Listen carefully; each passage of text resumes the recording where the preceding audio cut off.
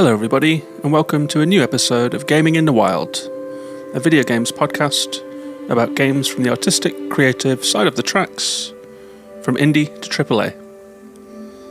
My name's John, I'm your host, and this week I'm going to talk about a game that just came out, a game that I've been waiting for quite a while, watching with interest, a game that I think could have been made for me in many ways, a really, really pleasant experience.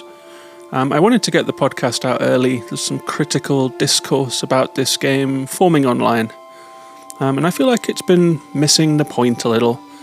So before all of that sets in place, I wanted to add my voice to the discussion that is going around about this game. I used to be a journalist, and so part of my job every day was interviewing people, combing news, going to places and finding out what was happening there, looking at art or listening to music, and getting my thoughts out pretty quickly, often on the same day, in online articles, or a few days later in print. It's always been an instinct that I've had, and I've always taken great pleasure in that role. There's something about experiencing things, processing things, talking to people, and turning that into something that amplifies things and lifts things up. I've always loved that, and I miss it now that I'm not a journalist. And I think this podcast is my way of continuing to do that, to fill that need. And so I'm really looking forward to talking about Season, A Letter to the Future today, because I think this is a wonderful game. I've had a great time with it. I finished it in just 3 sittings, finished it very quickly. They were all quite long. I spent a lot of time in this game, just looking at it, just listening to it, cycling through this beautiful world that has been created in this game. And I've been thinking about the game ever since. It's just one of those games that I played that just sits in the back of my mind while I'm working, or while I'm going to sleep or cooking. I'm low-key thinking about Season, remembering the sounds of the game, the beautiful music that you can hear right now, which has a lovely dreamlike meditative quality to it. And while I do enjoy all kinds of games, and I review all kinds of games on this show, from indie games through to AAA games, from the Kentucky Route Zeros to the Lil Gator games to the God of Wars and Elden Rings, there is definitely a kind of game that made me start this podcast. It was an interest in what indie games are doing to kind of elevate what I knew as games. When I came back to games after a break, something had happened. There'd been like a shift in the kind of games that were being made. People were making things like Journey and things like What Became of Edith Finch and Dear Esther, Kentucky Route Zero and Disco Elysium. And it felt like a big shift in what games were doing, and I find it fascinating. It's my most loved area of games, is the place where games touch upon art forms other than just pure games. And I love just pure games, you know. I like smashing crates, and I like getting XP, and I like unlocking skill trees. You know, I love Forza, I've enjoyed the Resident Evil games. But now and then one comes along that just really sticks with me and makes me very excited for the future of video games. The kind of games that could sit quite easily in a museum, that seem to contain all of things that I recognise from the arts, things that I recognise from theatre, literature, visual art, etc., from music, experimental music, electronic music, poetry. And that is really where my heart lies as a gamer, I think. Many of my favourite games are these multidisciplinary works that bring together all of these different strands and weave them into something interactive. It seems like a very rich little seam. It seems like a fault line between disciplines that is just absolutely rich with possibility. And Season is one of those games.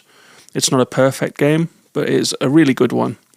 And I'm going to be talking about that one today. And before I get on to Season, I will briefly mention, as I always do, this is a patron-supported show. So whether you're a first-time listener today, or if you've been listening for a while, you can join the Patreon at patreon.com/gaminginthewild for $1 a month or more if you like. You'll get bonus episodes, and you'll get an invite to our Discord community, where there is a whole bunch of lovely people talking about games every day, sharing what they're playing and so forth. It's been a busy week in the Discord. We started a Fantasy Critic League, and so 9 people are all drafted up. We've got our first draft games in. That's going to be a really fun thing that we do this year. I would also like to mention that one of the patrons of the show, Dovetail True 17, made a Steam playlist, like a curator page, that has in it all of the games that have ever been reviewed on this show, bar a couple that we dropped because they were negative reviews. But this show tends to focus on positive reviews, or at least games that have something interesting about them, something interesting to talk about. So there are hundreds of games on that Steam list. I'm going to leave a link in the description. And if you use Steam, you're welcome to follow that list. It will be updated with new games that come on the show, and there are subsections for games of the year, and then a giant list of all of the games. So thanks very much to Dovetail for doing that. It was really nice to see this selection of games on a curator page on Steam. And you can use that if you've got a Steam Deck. If you're a PC player or a Mac player like me, then you can use that one. I think that will be a really good resource, and it was lovely to see. So thanks very much to Dovetail for doing that. And if you would like to join the Patreon, it's patreon.com/gaminginthewild. I'll put a link to that as well. And with all of that said, let's move on and talk about this wonderful game, Season: A Letter to the Future.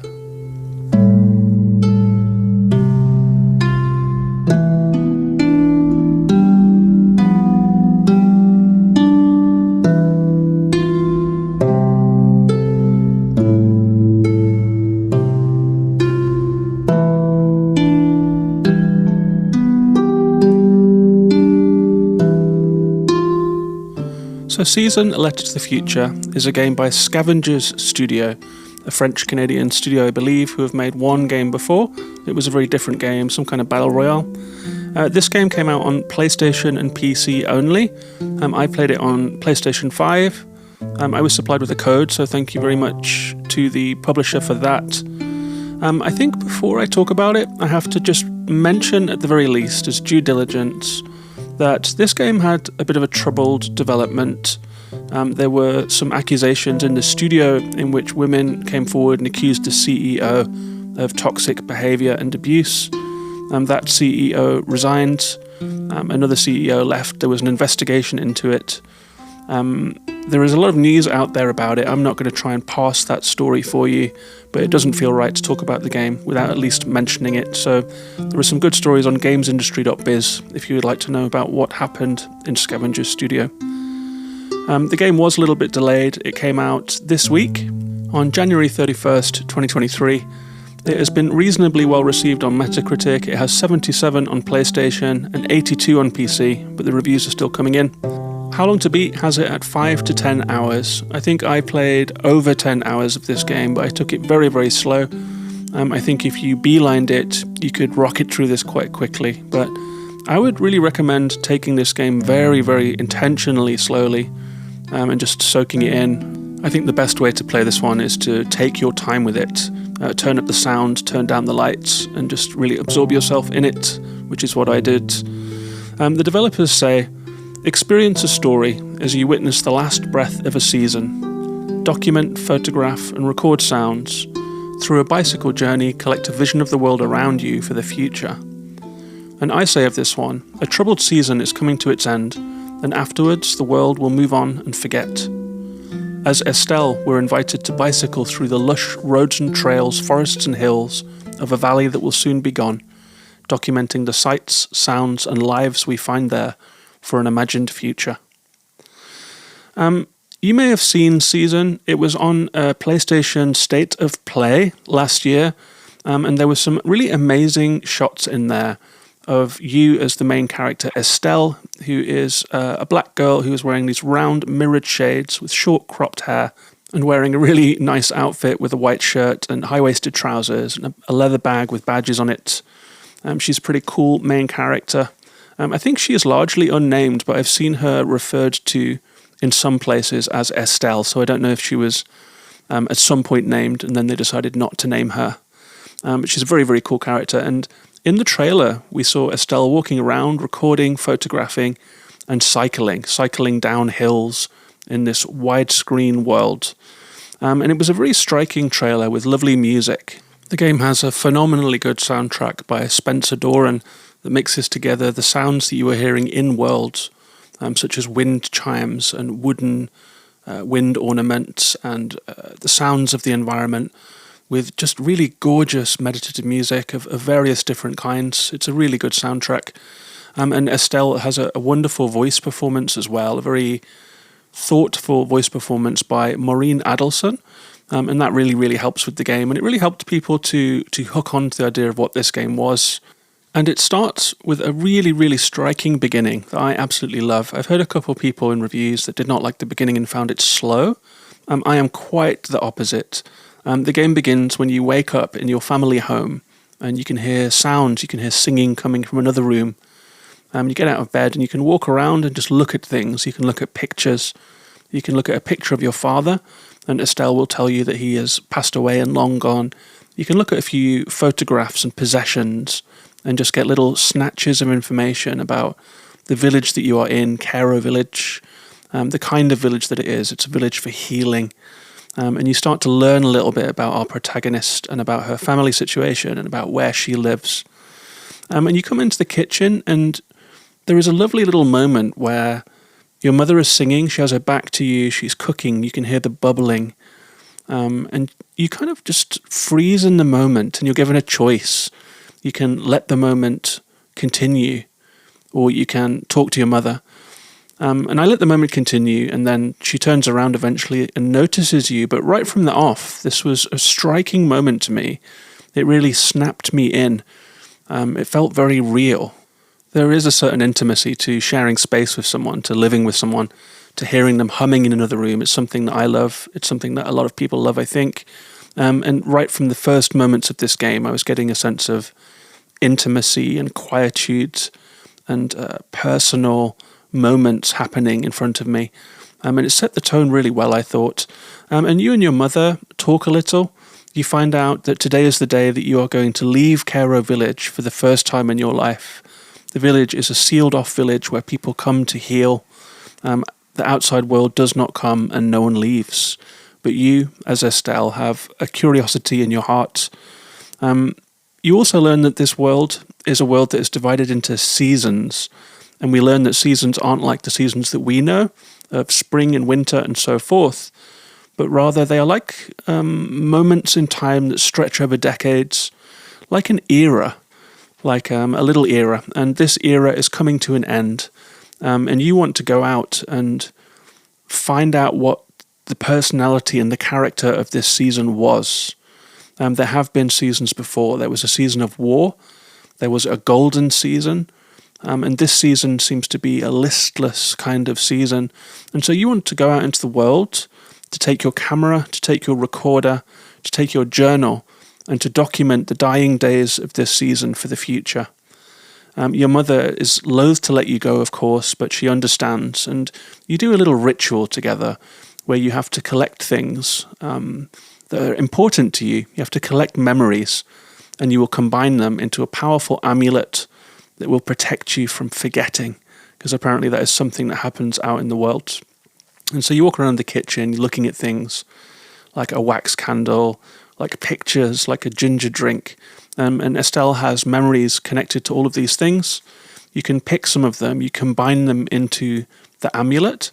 It starts to glow, you put it on, and you are protected. And there was a lot to love about this sequence for me. I loved the absorb the moment, study the scene kind of choice that you were given. I love how personal it is. I love how poetic and quiet it is. And the voice acting is just phenomenally good. Like, your mother has such a soothing, crackling voice that I found myself, you can kind of press the X button to make the next line come quicker. And often in games, I will click through dialogue, in even cutting off the voice acting to just get through the text. But in this game, I felt like hitting that button allowed me to kind of conduct the cadence of the conversation. And I left in pauses, like I let the voice acting finish, and then I took a breath for a moment, and then I hit the button to get the next voice line. And it felt like leaving space in the conversation, leaving space between the lines, and letting the words breathe. And something about the sound, the look, the voice acting, the text itself, the themes of memory, just right away I felt this game. I felt quite emotional, even in that opening section of it. I think it's wonderfully well judged. as just a little intro to this world and to your protagonist and to your mission in life. After that, you go out into Cairo village. It's pretty empty. There's been a big party to say goodbye to you the night before. You walk around the village and it's quite beautiful. There's a big viewpoint looking out across rolling valleys beneath you. This village really is built into the mountain. And in this village, you are taught the mechanics of the game. You have a quite slow walk and then like a jog to run a little faster. And there are various things that you can do. You can document the world around you. This is what you're going to spend most of your time doing in season. You can do this by recording audio. If you hit the triangle button, you will point a little mic around you. When it lands on something that is particularly loud, you will get haptic feedback in time with the sound and with different qualities to the vibrations in the controller. Really like that. Or you can just record the sky, or you can just record the river. But when it's something notable for the game, you'll get a little vibration. You can also photograph the world. You get a camera if you hit square. You can zoom in, you can focus, you can filter. You can walk around whilst you're holding the camera to get your composition right. The shots are Polaroid sized, and you can get some beautiful, beautiful photographs in this. I kind of wished at the end of the game that I could export all of my in-game photographs, because I would print some of those out. Honestly, you are creating art in this game when you use the camera. You can also make observations. This involves just walking up to stuff. You see a little button prompt, you hit X, and Estelle will interact with it. That means just if it's a water fountain, she might talk about the water. She'll say, we have a lot of clean water here, suggesting that elsewhere in the world they do not. You get one really interesting early game choice. There's a big tree in the town square of Cairo village, and people tie wishes onto it. You aren't supposed to read the wishes, and at the party last night, people tied their wishes for you and your journey onto the tree. But a couple have fallen down. You can choose whether you want to read them or not. Of course, I read them. They were quite lovely little sentiments. And then you get to keep one. You read 3, you choose the one you like best, you keep it. And what you do with these is that you can combine them into your journal. And the journal is where Estelle will record her journey. So this is the letter for the future that's in the title of the game. Each location in the game has a spread in the journal, a 2-page spread. You can leaf through them using the shoulder buttons. You can glue things into your journal, so you can paste in there pictures of a place that you're in. In the Cairo village spread, you paste in the wish slip. You paste in recordings that you've made of sleep chimes that people listen to. The village is covered in chimes because people set these chimes up, and then the whole village takes like a siesta. So the village is empty, the sleep chimes are everywhere, it's a lush sound environment. You record that, you paste it into your journal. You can also paste in Estelle's observations that you've collected, which appear as pencil handwritten notes. So for example, her observation about the water, you can take a picture of the fountain or a recording, paste them in, and then paste that pencil text, we have good water here. And so you're piecing together, you're choosing what to find interesting. There is limited space on the spread. You can size things up and down and arrange them. And I guess it is like scrapbooking. But at the same time, you're really making decisions. Every time you put something in, you're also leaving something out. And so you are deciding what is interesting about the world. And I absolutely love this. I've often said about journalism or writing or art, in my opinion, that the hard part is really choosing what to find interesting. There is so much in the world to work from, and really choosing the things that you want to use and filtering the rest out becomes this state that you are seeking, where you're in a flow, where you are noticing things in the right way, cultivating a quality of attention. And that seems to be what this game is trying to simulate, which is just gold to me. I've never seen this done in a game, and I've rarely seen it talked about. So it was lovely to see it here. And when you've filled in a spread, you've pasted in 5 memories from the location, the first location being Cairo village. Estelle will have a little revelation. She'll have an inspiration. She will then look over what you've pasted into the journal. She will talk about her impressions, her wider impressions of the place that you're in. You will get some bonus things that you can then put into the journal to finish the spread. This includes some like pretty little things like stamps and stickers, little decorations, also a final thought that you can make space for, and sometimes something extra like a drawing of the place or something like that. So that's how the game works. You go from location to location. Each one is named.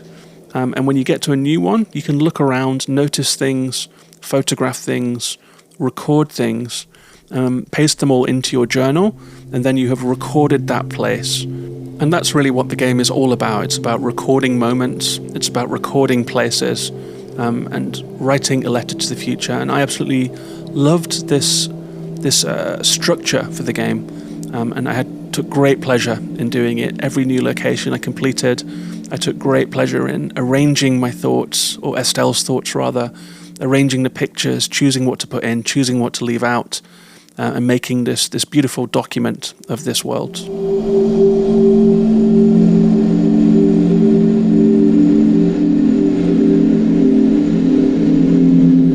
And a big question that I had coming into this game actually was, how well will this gameplay hang together?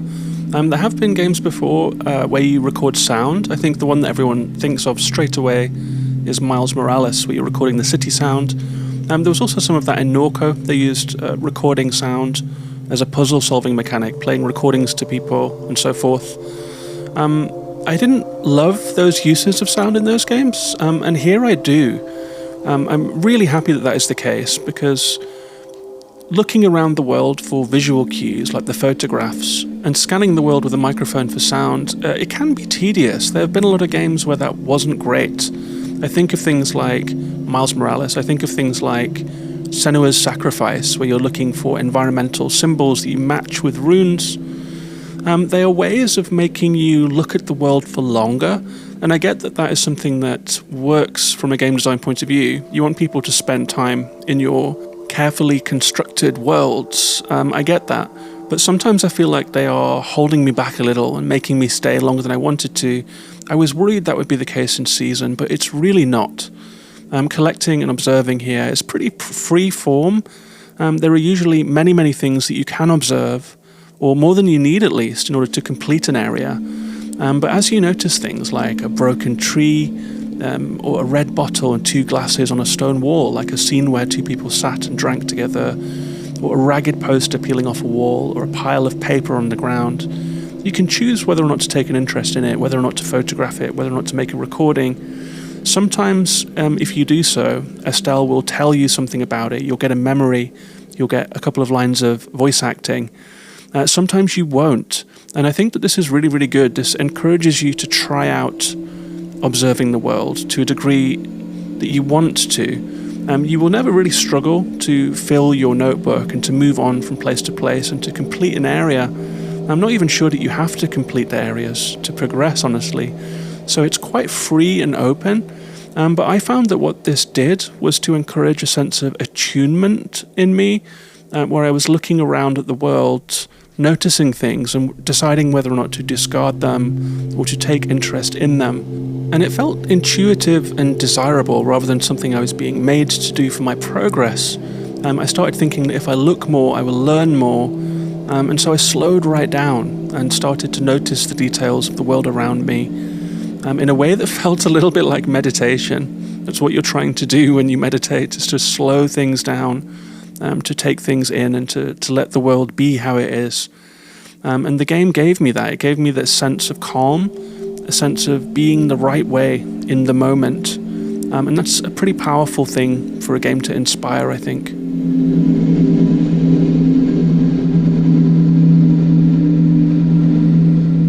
And there is one more major mechanic in the game, that's the cycling. And so this is the part of the game where you leave Cairo village behind. You head down to the edge of the village, down a trail around the side of the mountain, to a big ceremonial-looking gate and a tunnel. There's a little bike workshop there. All of these locations are so damn evocative. I'm not like a big bike person, but seeing all of these bikes hanging up on the wall or being suspended from rails, all of the tires and the tools, felt so evocative somehow. Maybe it's because it's tying into that early game theme of freedom and of leaving. And there are wind chimes. There are always wind chimes in this game. And I started to feel these waves of nostalgia that didn't belong to me somehow. Nostalgia for places that I hadn't been. Nostalgia that belongs to this character and this world. Maybe there is some fondness for bikes that we all have. Maybe it does connect to, childhood bikes and replacing tyres and stuff. But you pick out a bike, there are 3 for you to choose from, just with different colours, and you head down the tunnel. It was a really exciting moment in the game, I think, to be heading out. It had set this up very well. I got butterflies in my stomach and the music swelled. It was really exciting to be leaving the village and to see what was out there in the world. The things that we had glimpsed from the village balcony. There were cranes and there were structures and there were valleys and a glittering sea. And I was really excited to go and see what was there. But the game teaches you how to cycle. It's pretty cool. You press down L2 and R2 for the left pedal and right pedal. You see the pedaling happening on the screen.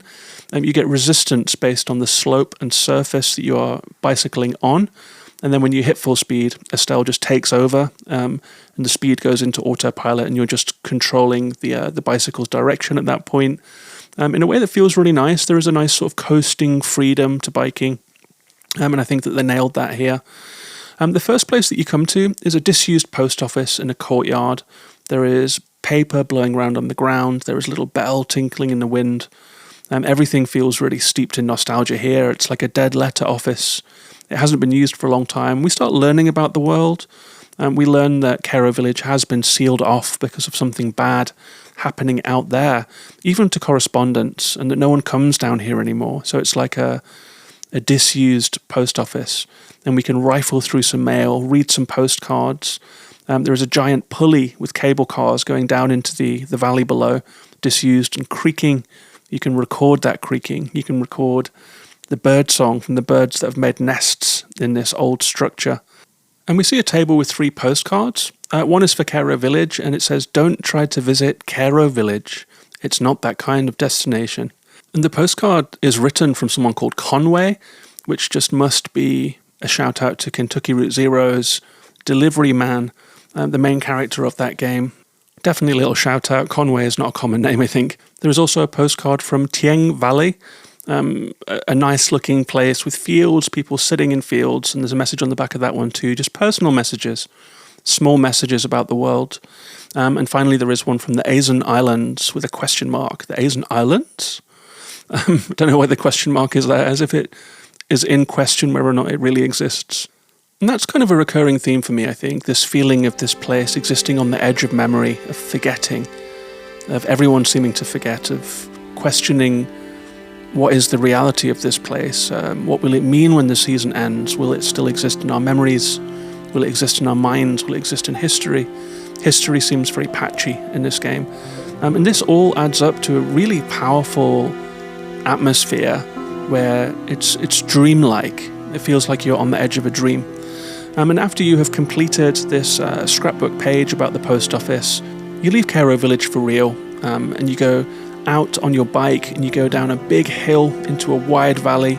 You can see the sea glittering. You can see those cranes getting closer. It's really, really exciting moment, like walking out onto that ledge in Breath of the Wild. You really do feel that the world is your oyster, and the game is really beginning.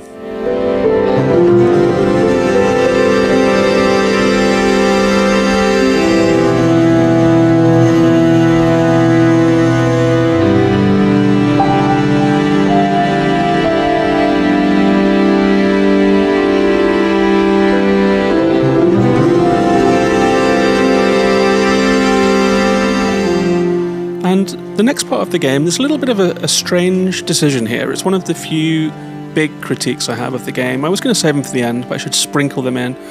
There is a time jump shortly after this very impressive moment where you really do feel let loose in the game. You feel free in the game.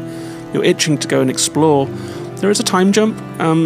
Estelle suddenly says, "I've been on the road for so long." There's a cutscene. She's tired, and it's raining. And then you arrive at the main area of the game, and this I thought was not so great. I didn't feel connected to Estelle's weariness yet. I was still full of optimism and excitement at leaving the village and going out into the world. I think to keep me in that sense of the journey, even if the places were relatively close together, even if you just rode for a few minutes through a changing landscape and arrived at the next place, I think it would have really felt so much better It really would have set you up for the main meat of the game. It would have kept that optimistic feeling in you. I felt that the game assumed some weariness that it had not earned, and that I, as a player, did not buy into. But you do flash forward, and then you enter the main area of the game. This is a valley, the Tieng Valley. You learn that the valley will soon be flooded as a broken dam, as a crunchy old dam is detonated. The dam was built to clear the valley, but the dam is crumbling. It doesn't seem like anyone has any technical or technological thought anymore. It almost seems like people in this world are, for some reason, dreamers, somehow lost and not really capable of that big scale of operation anymore. In fact, one of the first things that you see when you come into this valley is a huge old crumbling aqueduct or viaduct. And it has a really funny sign that I think speaks to the themes of memory and forgetting. It says, "These atmospheric ruins have been designated a symbol of the unfathomable nature of the past," which I absolutely love. It's like the people have given up trying to remember why this is there, or where it came from, or how it fell down. And I'm not going to go through the story beat by beat at this point, because I would like you to experience the game for yourself. But the Tieng Valley is a pretty wide area. There are two big steep slopes that meet in a river at the bottom of the valley. It is littered with sites, such as a dig site, a closed industrial site where something has been happening, some mining, a fruit farm, a sort of a hilltop farm with steps where crops and crows and animals are. There is an old gas station, and I think that there are very few places more immediately atmospheric than disused gas stations. I don't know why. Like the Ed Ruscha paintings, it's just something like dilapidated America, roadside something, some kind of nostalgia. There is a graveyard that you can go and investigate, an artist's studio, a shrine, a monastery that is closed, and the gates only open at nightfall. And so you have a day to go and explore this valley. There is no day-night cycle or anything like that. There are story events that will move the time onwards from bright sunny morning to shady afternoon and so forth. And you really just bicycle around the valley. It's cut up into areas like the Cairo village, where you'll have to look for clues. You'll have to assemble scrapbook pages. You get clues from place to place about what's going on in the world. You meet a little guard guy who tells you about the story of the valley, and he tells you there are a few people dotted around down there too. So there are a couple of NPCs that you can go and talk to, all of whom have wonderful stories that I'm not going to spoil for you, wonderful voice acting, and they are so few, and the valley is so big. You spend so much time wheeling around on your bicycle through forests and down stretches of dirt track under shady trees, winding your way up hills to hilltops and viewpoints where you can stop and sketch in your notebook, that when you actually do find someone, it feels very significant. It really is like finding someone in the middle of the wilderness. There is real pleasure in finding these characters, and I absolutely love the way that they've used these characters. I love the situations that you find them in. I love the voice acting and dialogue. I love the situations of their lives, the reasons that they have chosen to not evacuate with all of the other people who have gone. You see evidence of that. You see a bus stop with folding chairs and a loudspeaker and a slide display explaining why the evacuation is happening and all of that sort of thing. So it is all set up to feel a little bit like a ghost town in a really cool way. I think there is some sleight of hand here, like Cairo village being on siesta and the valley being evacuated means that they really didn't have to make a lot of NPC characters in this. There are only about 10 characters in the whole game. But I think that it serves the game well. It adds to a feeling of loneliness, which I really enjoy. I love that feeling of being alone in the wilds. And it's all very effective. I will say about the valley itself that it's a real mixture of culture, of sound, of different typography and design that you see, of different architecture that you see. And I have seen a criticism of this as being like a kind of a sort of haphazard mix-up of multiculturalism. I think that was in the Guardian review. But I don't think that's the case, actually. I felt that this place was like a mix and match for sure, but I found it to be very effective because it looks almost like the Swiss Alps in landscape, but you see these kind of pagoda-like structures. You see these almost Japanese shrines. There are wind chimes and instruments everywhere. You'll find radios and televisions that are playing TV stations that seem perhaps English or American. There is graphic design that seems to have come from all different centuries and schools of design. And something about that really worked for me. It melded together into this very strange, out-of-place place. It felt like many, many snatches of memories from my own travels. Like you could see these little things and remember them from being out there in the world, but just in different countries and different continents. And that to me added to this very dreamlike quality that the game has. It feels like it's happening in the world, but also outside of it. It's like a hypnotic kind of place. I don't know quite how to put it into words, but I tried my best. There is something really, really lovely about how this game takes so much from the world and puts it together into a place that just feels magical.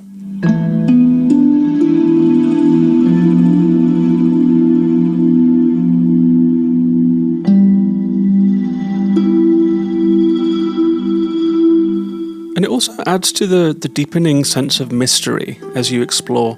There is never really resolution, I would say. You'll find statues to old gods. You will find sites of science and industry. And you can try and piece together the history of the ages. What has happened in this age? What is this the age of exactly? You can try and divine the purposes of these gods. Look at the old structures and think, where do these fit into the timeline? But I think that there was a point in this game where I stopped trying to play detective in a way, and I felt that was really helpful for my experience of this game. I'm not sure that I'm supposed to be the detective here. I'm supposed to be the observer here. And so it's not about the science. It's not about being a historian so much as taking it all in. And I felt that was a really lovely position to be put in as the player, actually, just tasked only with observing all of the different things that are around you. You can choose to interpret them if you wish. I'm sure that some people will. I'm sure there will be a lot of Reddit scratchings and people playing with a notebook. And I'm here for that. Like, I will read that material when it comes out. I would love to see the timeline of this game, but for my own experience, it's not what I tried to do here, and I think that I had a better time for that. And I am reaching the point where I can't really talk about what happens in the game without spoilers, but there are a few characters that you meet down here. There's a mother called Sophon and her son called Kochi. There is an old monk that you might meet and an artist called Matura. And I did want to talk about Matura a little bit. She's an artist who has lived in the valley her whole life. She's like a woman who is losing her sight. She's an old woman. And the characters in this game are really interestingly illustrated. They look out of scale in a way that reminds me of Studio Ghibli, like the old matron of the bathhouse in Spirited Away. You know that she's so much bigger than all of the other characters. And that's something that I wasn't really expecting from this game. I wasn't expecting this magical realism. I think I was expecting just realism. I was expecting like a grim-feeling tale where you document a world that's vanishing as a very clear global warming kind of metaphor. And I think the game does function as that, but it's couched in this very interesting magical realist world with spiritual traditions, with strange magical-seeming minerals, and with just these outscale characters that don't seem to belong to our world. And all of these little details, like the beautiful graphics, the sound bath that you are in with birdsong, with wind, with bubbling water, with insects rustling, the outscale characters that you meet, the clouds across the sky, the changing time of day that never seems to end, the strange sensation that there is a kind of a doom hanging over this place and that you're one of the last people that will ever see it. Just the magic of all of that tied together with the scrapbooking, with the documentation, the photography, the recording of sounds that asks you to linger in these locations. It all adds up to an incredibly powerful mood that just settles over you when you're playing this game. I really went somewhere when I was playing Season. I played it in 3 sittings, and they were 3 multiple-hour sittings where I really was just entirely absorbed in the game. I faded out of time myself and I just faded into the screen. It's the kind of video game experience that I look forward to a lot and that I really treasure when it rarely happens.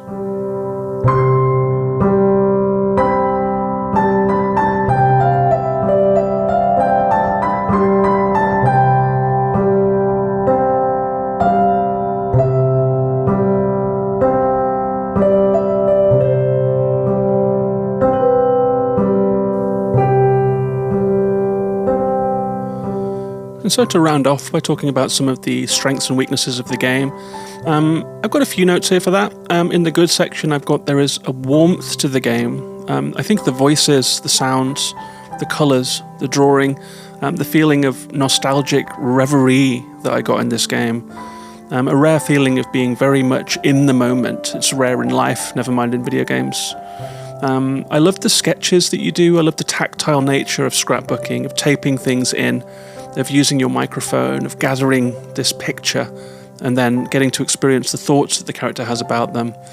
I love the feeling of cycling downhill, of streaking around the valley, even if it's not always seamless in practice, passing by all of this wonderful architecture, picking up bits of history, tradition, religion, all of that stuff from posters and books. Such a strange, mixed-up melange of stuff that you experience.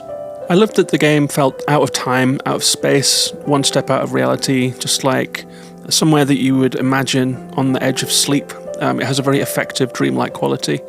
I love the art style. It's impressionistic, it's colourful, it's rich. It doesn't always have a great frame rate. It's a bit sably in that respect, but it's very, very memorable nonetheless. I think the music was very, very powerful throughout. A big shout out to the creator of this soundtrack, Spencer Doran. There are some great quotes out there from Spencer about designing the sound for this game. As for the negatives, I do have quite a few. I decided to leave them until the end because I just wanted to kind of let loose about what I love about the game first. I would say that the early game pacing is an issue. I wish they didn't do the time jump, as I mentioned. There is a little bit of awkwardness in the journal. When you paste your 5 clues and have that inspiration, the camera will do a slow pan over the pages of the book, but at that stage they are half empty often because you haven't finished yet. You haven't gotten all of the best pictures that you want or had the final revelations or gotten your cute little stickers. So it's an odd decision to have that cinematic over the pages of your sketchbook when you're not done, so it will often be lingering over a blank paper. That's strange to me. I wonder if developers imagine people using the journal differently, in a more consistent manner. I definitely fell into a pattern of collecting clues until I got an on-screen notification that I had enough clues to unlock the inspiration for a location. So I wonder if there was a little bit of playing with structure of how to encourage people to use the journal that led to this slightly unsatisfying cinematic sequences on the pages. Not a big deal, but something went a bit awry there. I've also got a little bit about linearity and freedom. This is, in some ways, a place where you are free. You can just drive around, bicycle around the valley in any order that you want, pretty much. It's also kind of linear in other ways, though. Like if you try to walk to the edge of the road and go into the bushes, you'll just hit like an invisible wall. But that doesn't just go for random boundary testing that we all do in games. Sometimes you'll see these interesting looking places like an opening in the bushes next to a beautiful waterfall, and it just seems like there's going to be something there. But then you walk into it and instead you just get a little bit of jank, a little bit of plants in the camera, and having to kind of jank your way out again back onto the beaten path. And I think that that's at odds with what the game is trying to do. It's trying to make you feel free, but I often felt that my curiosity was being disencouraged outside of quite set guidelines. So you have to surrender to that a little bit. It can lead to a more passive playstyle than I would have liked. It's not so much the Zelda looking for Korax vibe as the let's continue along this road until I know I'm supposed to stop and take photographs kind of vibe, which is a little bit of a shame. It would have been nice to fold in a little bit more opportunity for player expression, like Sable did, you know. You really do get to carve your way across that landscape in Sable. Here it's like a small network of roads, and you have to surrender to that a little bit. I wanted to stretch my legs a little more. There is some jank in this game. The bike collision isn't great. If you crash the bike, you just hop off it immediately. You have to turn and get back onto it. That will sometimes happen when you are trying to cross a bridge and you just clip something, you do this immediate stop. And if you've just streaked down a hill towards the bridge, clipping into something, scenery, and then popping off your bike and having to get on again and pedal again, can kill the moment. The camera is not always your friend in this game, especially in close quarters. It will clip through scenery, it will be blocked by plants and so forth. Technically, the game is a little held together with Scotch tape, similar to when Sable released, although not that bad. It has very pixelated textures when you look at written signs and letters, which is confusing to me because there is such a tactile feel to the game. You would think if you pick up a piece of paper, you would really be able to see, the pen's indentation in the paper because it's such a big part of the game. But actually, they are very, very low-res pixelated textures on letters and signs that you are definitely intended to look at and that are blown up on the screen. The game chugged on PS5. It was framey at times. The pedaling tutorial when I first started riding the bike stuck on screen for a solid 2 minutes, blocking out the title card of the game, which was a real bummer. And that also happened in the demo, so I'm surprised that wasn't fixed for this release. I will also say that some of the themes felt a little underexplored. If you are looking for that, there are light themes here of ecology, with the mining, of war, with the memorials that you will see, of politics, and that sort of thing. So it's touching on heavy themes, but they are very, very lightly grazed against. And so in a game that seems to want to say something, I didn't feel like it did really say anything about any of those issues. I have seen people criticizing for that, but that's the last of my negative notes. And I do want to counter myself on that one by saying, whilst it does suggest that there might be more there beneath the surface of this world, the history of this world, maybe it will come out. Maybe there will be those Reddit board discussions. But that's not how I chose to enjoy this game. I didn't feel like a historian. I was arranging clues about the world, sure, the past, the people, drawing my conclusions, and that felt a little bit like my thought process in understanding life. You see little things, you hold on to them, you put them together, and suddenly it becomes something more. That process itself felt valuable to me. It was a thrilling opportunity to do that, to combine little clues from here and there, sounds, memories, texts, a line of dialogue from someone, and to kind of let that wash over you. I enjoyed like cycling between the moments of investigation and just thinking about what I just heard, looking at the sky and thinking about a poem someone just told me or a memory they related to me. There was a lovely feeling of sinking into the landscape, letting the feeling of the game soak into me. And so I'm not mad about any of its shortcomings. I'm more grateful for the experience that I had playing this game. It was lovely. It was a dream. That is Season, a letter to the future.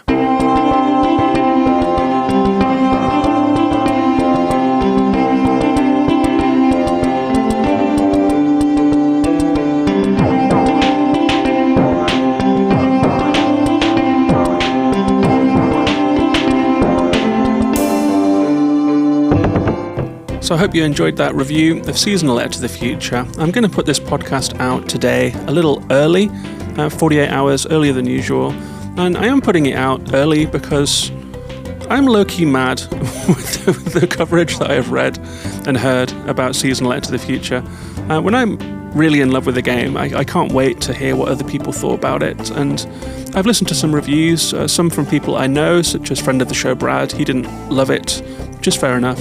And elsewhere on the MinMax show, of which I'm a patron, and there was a discussion on the MinMax show that got under my skin a little bit, where the host, Ben Hansen, kind of skated over the game, thought it was a smart game, in inverted commas, thought it was a slow game, did not play it really, didn't get very far into it, and yet still decided to dump on it, without having really tried to understand it, without trying to engage with it on its own terms.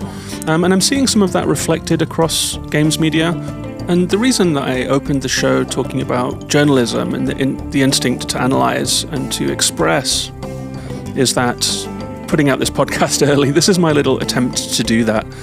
This is an artwork that I really love, this video game. And whilst this is only a small podcast, it's my way of trying to help this game out, put my message about it out into the world, share my experience of this game, And so I really hope that you enjoyed that review season. I would love to hear from you. I'd love to hear what you think of the game. You can join us on the Discord by becoming a patron.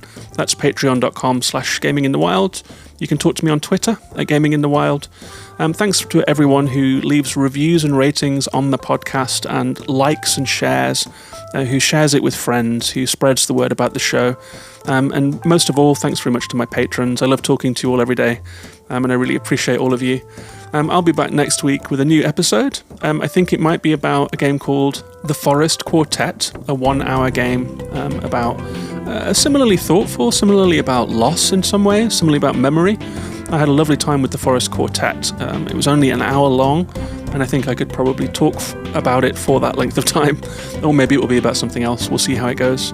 One of the reasons that I don't plan ahead is because I think the podcast is at its best when I've just finished a game, when the thoughts are fresh, and when I feel able to talk about it at the fullest before I've started other games and started to lose my grip on those instant memories from coming off of a fresh playthrough, you know.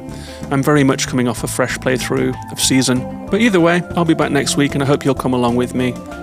Take care of yourselves and each other, and bye-bye for now.